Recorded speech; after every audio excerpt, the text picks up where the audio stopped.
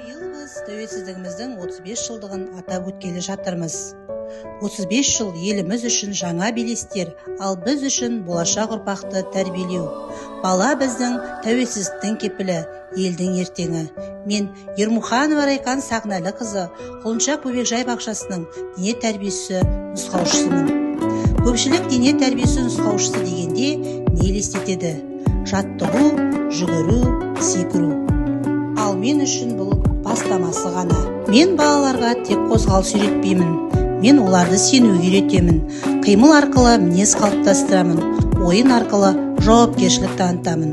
Ұлттық ойын арқылы тамырын танытамын. Сонымен қатар облыстық деңгейдегі семинарларда әдіс тәсілдерімді ұсынып, қимылға негізделген тәрбиенің тиімділігін тәжірибе жүзінде көрсетіп келемін.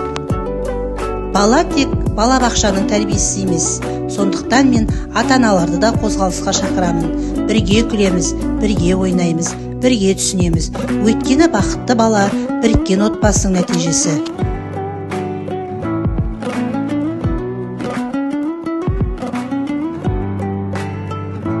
Мен ұжыммен тек әріптес емеспін. Мен серіктеспін, идея тудырамын, шабыт беремін. Қимылмен тәрбиеленген көңіл-күй мәдениетін қалыптастырамын. Мамандығым жай жұмыс емес, бұл тапсырма. Мен дене тәрбиесі нұсқаушысы емеспін.